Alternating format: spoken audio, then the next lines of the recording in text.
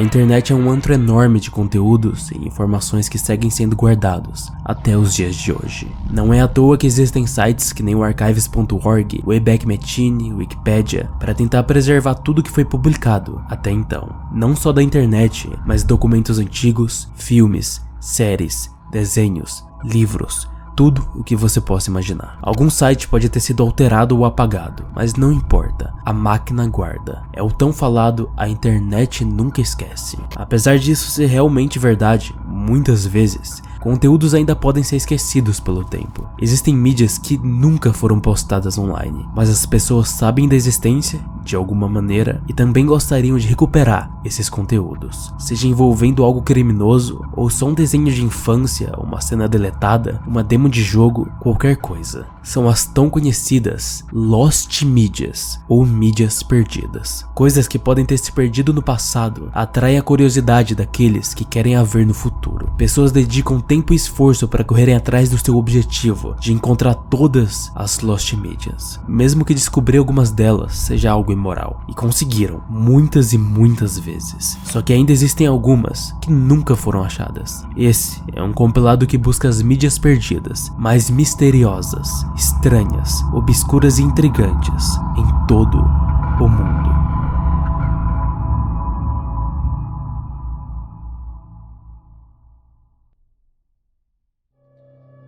Em 2016, uma instituição foi criada com o objetivo de oferecer cursos dos mais diversos tipos: marketing, software, programação, audiovisual incluindo roteiro, edição de vídeo, etc. Foram se tornando cada vez mais conhecidos no ramo. Contrataram professores que realmente atuavam no mercado de trabalho, ao invés de ser alguém que nunca teve uma experiência real. Conseguiram uma quantidade superior a 95 mil alunos estudando nos cursos deles, que avaliavam as suas experiências de uma forma extremamente positiva. Não era à toa, já que mesmo de forma completamente online, os alunos recebiam feedbacks e podiam tirar dúvidas durante todo o curso. No final, eles teriam desenvolvido todo um portfólio, sendo que alguns dos cursos têm até emprego garantido no fim dele. Era algo extremamente único. Bom demais para ser verdade. É aí que algo inesperado acontece.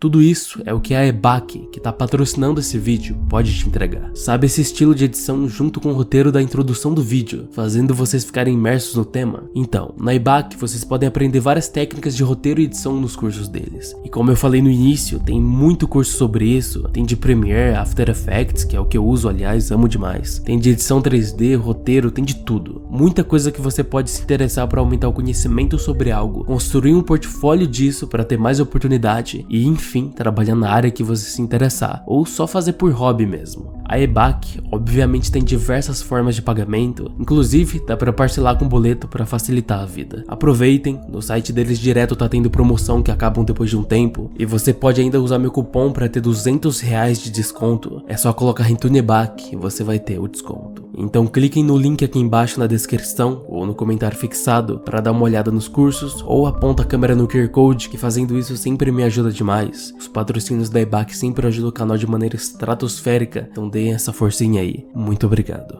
Bora pro vídeo.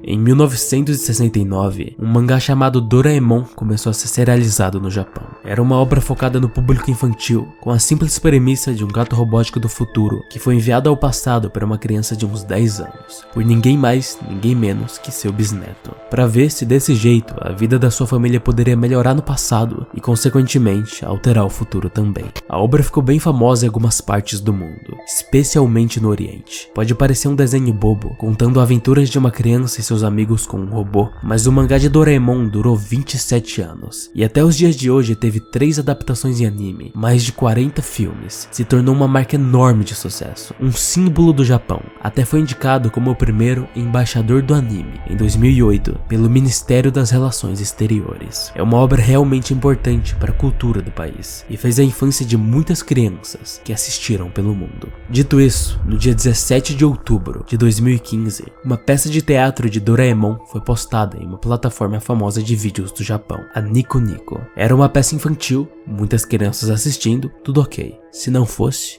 um motivo. Esse foi um evento organizado por um grupo chamado Kenshokai, um dos maiores cultos do Japão atual. それらに象徴されるごとく、彼らの活動には過激さが目立つ。昭和49年、創価学会本部を襲撃。大型車を門に激突させ破壊した上で、ボートが本部敷地内に乱入。検挙者は約80人。現行犯逮捕12人。首謀者の幹部3人に有罪が確定している。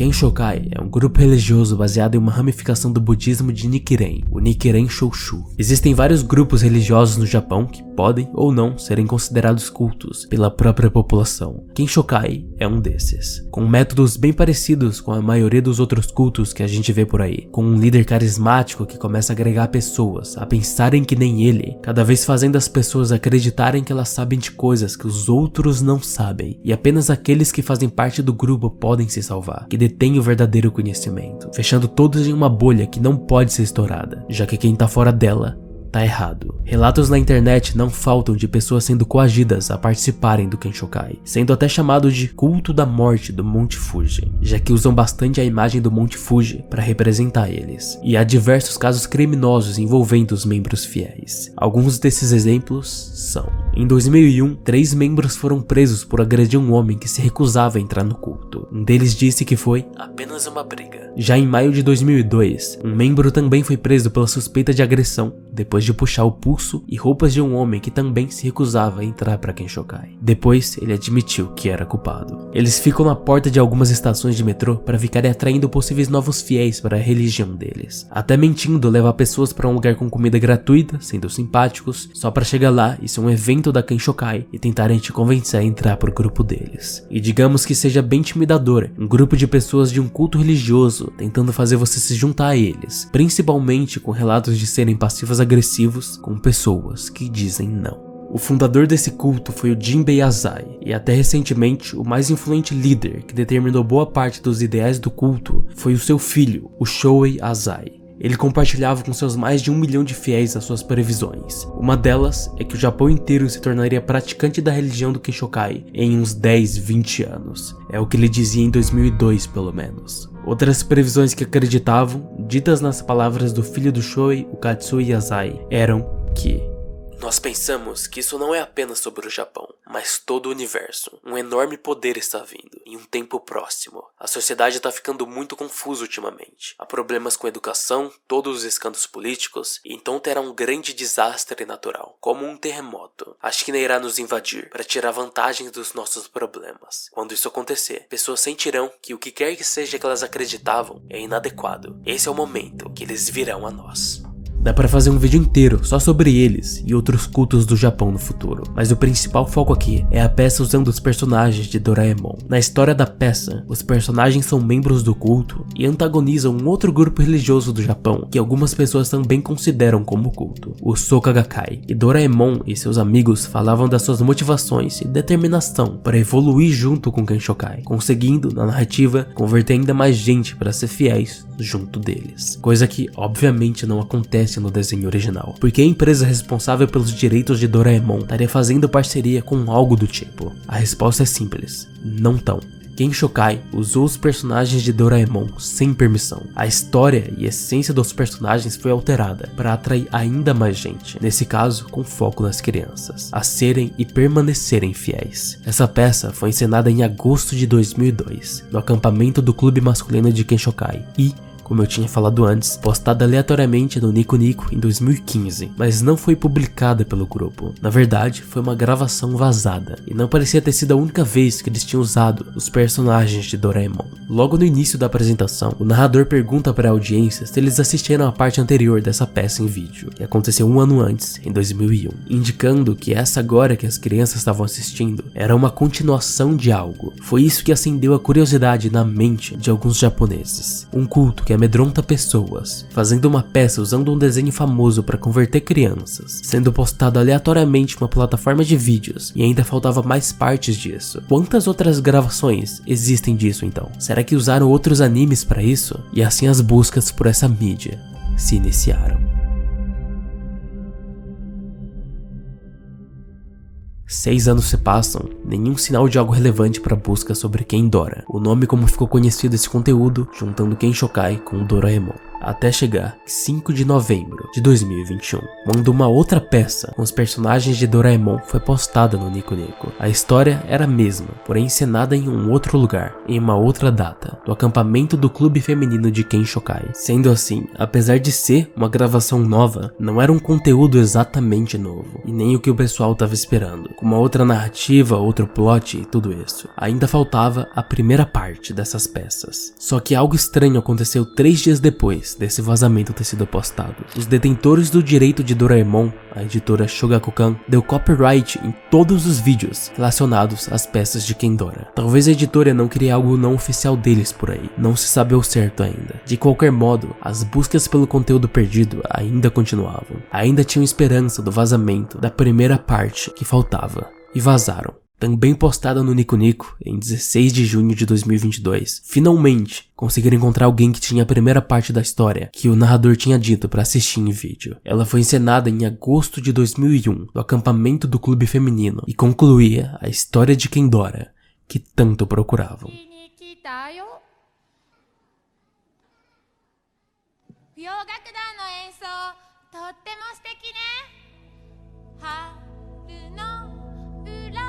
Algo curioso é que isso é algo que Ken Shokai luta para não ficar na internet, já que eles também já deram copyright e mandam tirar do ar todos que ousaram postar esses vazamentos, tanto no YouTube quanto no Nico Nico. Sempre que aparece um vídeo japonês sobre o assunto, vem muitos comentários brincando que já o vídeo vai ser apagado. Essas peças provavelmente foram todas vazadas por alguém de dentro do culto, ou alguém que já foi um fiel e acabou saindo. Supostas testemunhas relatam que existiram mais peças envolvendo personagens de outros animes, mesmo que sem provas, já que essa peça de Kendora foi a única que surgiu na internet. Algo que corrobora com o relato é que tanto na parte 1 da peça, quanto na parte 2, toca músicas de Pokémon que, de novo, foram usadas sem os direitos. Por isso, muitos especulam que ainda tem muito conteúdo para ser encontrado e consideram essas poucas gravações de Kendora apenas a ponta do iceberg. Talvez tenha uma peça de Pokémon por aí. Vai saber quantas dessas peças foram feitas e refeitas pelo Japão inteiro, usando personagens infantis para induzirem crianças a seguirem os ensinamentos de Ken Shokai desde pequenas, com a gravação em fita cassete perdida em uma gaveta, só esperando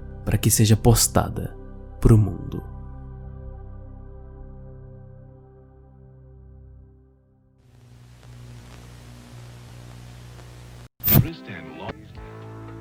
Bold 3 Detergent Plus. Call toll free. Und ein Mann geht in ein Restaurant. Wollen heute und der Ober sagt, ich auch.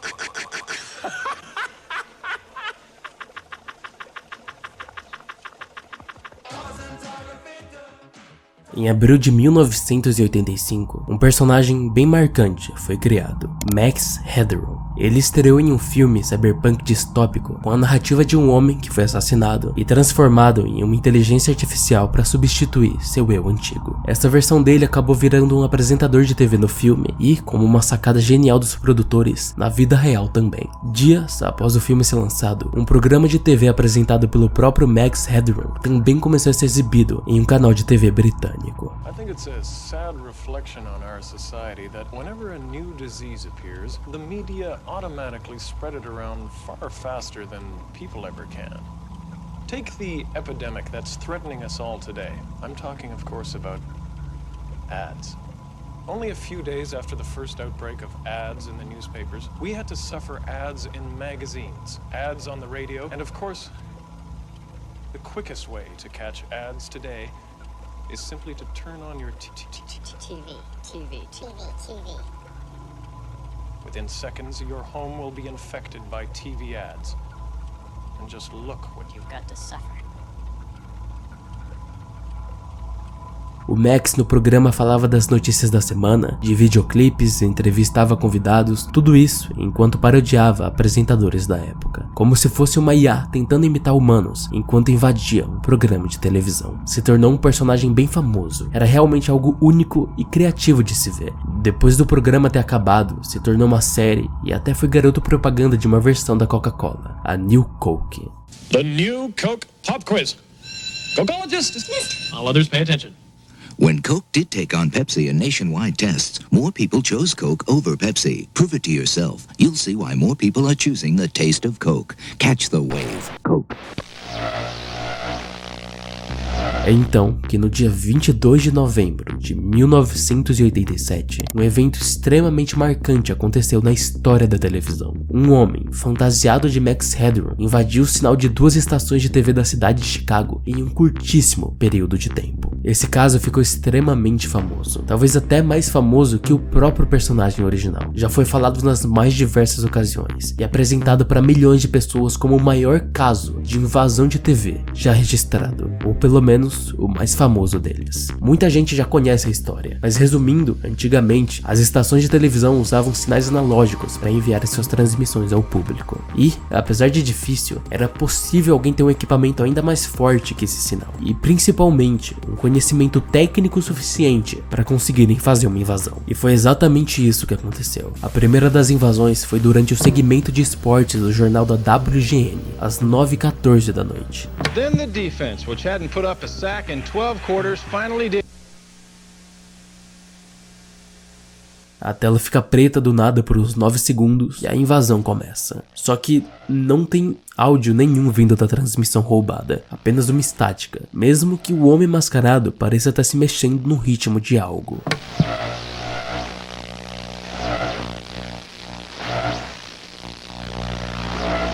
Isso continua por mais uns 14 segundos e acaba. Os funcionários da WGN conseguiram mudar a frequência da transmissão bem rápido, um resultado bem diferente do segundo alvo dos hackers. Essa segunda invasão aconteceu durante um episódio de Doctor Who no canal WTTW, um pouco mais que 2 horas depois da primeira, às 11h20 da noite. Dessa vez tinha áudio e o mascarado falava com uma voz distorcida.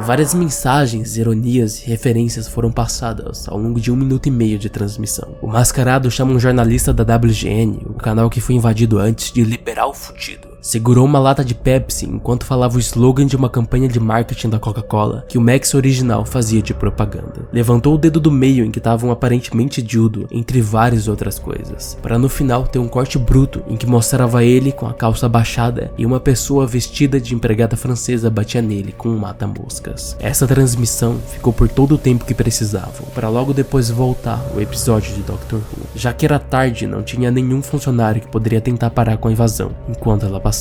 Apesar de todas as frases ditas pelo invasor, elas não formavam nenhuma mensagem, nenhum ponto principal. Eram, no geral, só um monte de frases desconexas e aleatórias, dando a total impressão que ele só queria zoar com tudo mesmo. Ainda que essa invasão tenha acontecido no canal da WTTW, o alvo principal do mascarado era a WGN, a primeira invadida, por causa de várias referências a ela. No final de tudo, nunca conseguiram achar os culpados disso. Por causa da expertise para fazer algo do tipo e do equipamento potente o suficiente para impor o sinal da estação de TV, supõe-se que poderia ter sido ex-funcionários ou até funcionários insatisfeitos com a empresa WGN. Mas uma pergunta fica pertinente ainda hoje na comunidade de Lost Media. Por que só a segunda invasão tem um áudio, uma voz? Mesmo que não tenha uma mensagem pertinente e no geral fosse só uma trollagem, porque a primeira invasão só seria uma estática de fundo, sendo que o mascarado parece até estar se mexendo no ritmo de algo.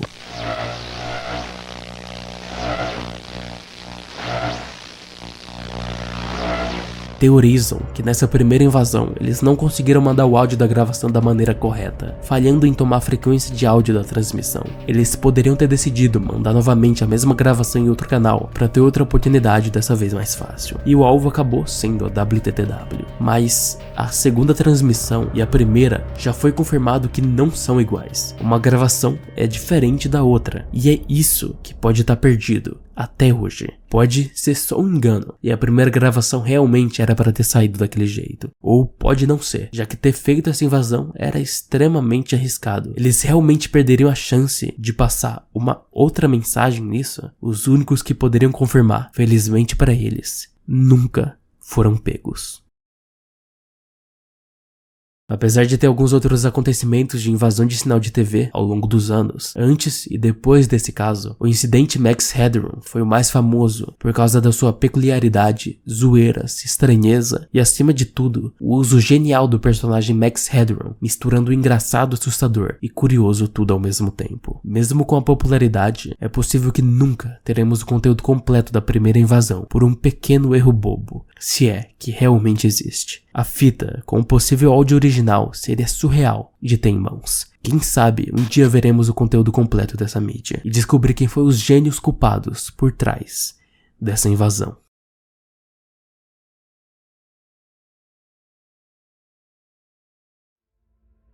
Histórias bíblicas sempre foram adaptadas das mais diversas formas, para os mais tipos de mídias diferentes, trazendo uma lição, um aprendizado para quem lia, via ou via. Dentre as mais conhecidas histórias está o Dilúvio e a Arca de Noé. Vocês já devem ter ouvido falar sobre ela muitas vezes. É bem simples. Deus estava insatisfeito com a corrupção, ganância e violência na terra, e então decidiu destruir tudo que tinha criado por meio de um dilúvio, com exceção de um homem bom, justo e com bastante fé, Noé. Deus decide poupá-lo, o instrui a construir uma arca para colocar sua família e um casal de todas as espécies de animais também. O dilúvio acontece, chove por 40 dias e 40 noites, todos morrem com exceção daqueles que estavam na arca. Fim. E realmente, teve dezenas de adaptações sobre essa história, e vem tendo até hoje. Uma das primeiras, nessa nossa idade contemporânea, foi um filme feito em 1928. Talvez o primeiro longa-metragem adaptando tudo isso e indo aos cinemas. Produzido pela Warner Bros., teve um orçamento super alto, de $1 bilhão, coisa que 100 anos atrás era um absurdo. De acordo com o escritor do filme, Daryl Zanuck, seria a maior filmagem de todos os tempos. Obviamente se referindo à coisa mais surreal de se fazer na época, a cena do dilúvio. Sem efeitos especiais por falta de tecnologia, efeitos práticos eram as únicas coisas existentes, e foi exatamente isso que fizeram. Durante as filmagens da cena, a produção pegou 2.300.000 litros de água e derramaram no local, com centenas de figurantes fazendo a interpretação das pessoas afogadas. Foi realmente algo grandioso, um espetáculo.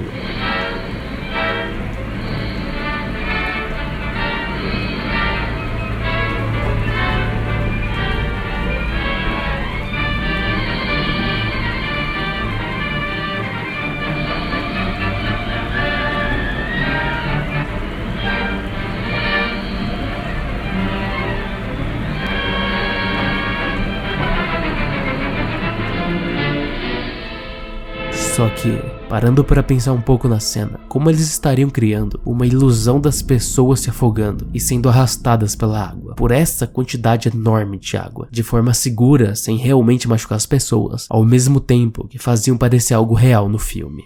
Então, não criaram ilusão nenhuma. Era 1928. Regulações de segurança eram praticamente inexistentes. Valia tudo. Os mais de 2 milhões de litros de água foram jogados nos figurantes sem o menor cuidado. O desespero das pessoas nessa cena é real. Uma quantidade enorme se feriu, precisando no total de 35 ambulâncias no dia. A atriz principal pegou uma pneumonia. Um dos figurantes precisou amputar a perna e 3 morreram afogados nesse dia. Foi uma tragédia. E ainda assim, o filme foi lançado. Primeiramente estreou para um número específico de pessoas. E depois de muitas reclamações sobre o áudio do filme que estava ruim e algumas reclamações de usarem o desespero de pessoas como entretenimento de um filme, a Warner alterou algumas coisas e cortou no total 35 minutos para serem exibidos para o público geral. Dizem que essas cenas apagadas mostravam as pessoas que morreram se afogando sem o menor pudor. Essa versão que vocês estão vendo é alterada, a que temos acesso atualmente.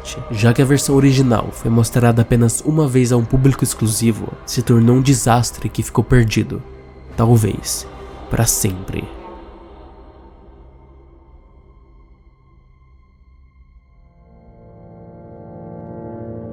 Esse não foi o único filme da mesma época, sequer do mesmo ano, envolvendo mortes durante a produção, em busca de fazer cenas grandiosas que envolviam grandes riscos. Por causa de tantos casos, regulações mais estreitas foram criadas para proteger figurantes, dublês e atores. Mas a mancha causada nesse filme da Arca de Noé e a cobiça de produtores e diretores de quererem fazer algo grandioso, sem pensar nas consequências disso, mas apenas nos lucros e números, já que o filme, mesmo com a tragédia, conseguiu arrecadar o dobro dos 1 milhão gastos, sendo que justamente era um filme baseado em uma história bíblica de um dilúvio que aconteceu por causa da maldade e ganância humana, é irônico e vai ficar marcado na história da humanidade.